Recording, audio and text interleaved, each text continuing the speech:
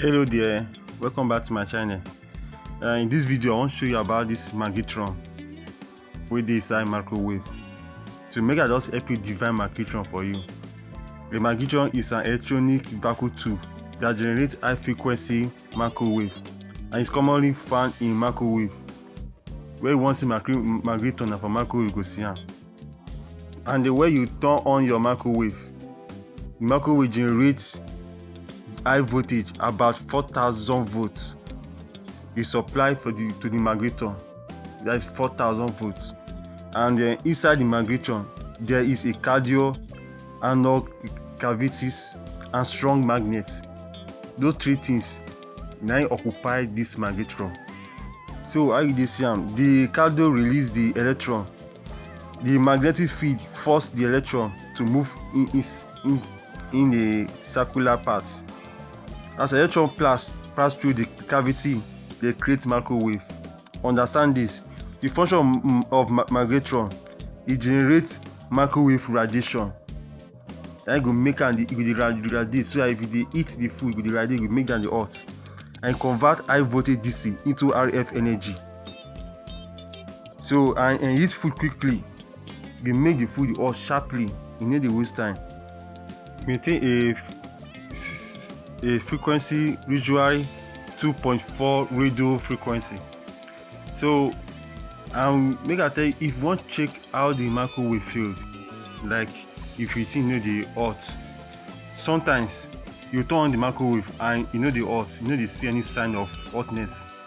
Or if you understand this, if you the hot, then you check the sound. If the sound with the microwave, the sound one bad noise like this, or maybe the sound is making noise, that means this Magnetron we don't burn out. Or if you hear burn smell, that means the fault is for this Magnetron. Or if the circuit breaker they trip the on and off, that will make sound inside, you hear circuit breaker always release, that means the microwave will not be bad. Or microwave stop the heat maybe after a few seconds, maybe you set them for like 10 minutes, but maybe before 5 minutes the heatness stop, that this Magnetron go don dey bad. So how to identify the faulty Magnetron?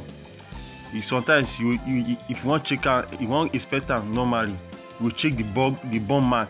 Some Magnetron the air dey always burn, or the magnet don crack, or the antenna cap don melt.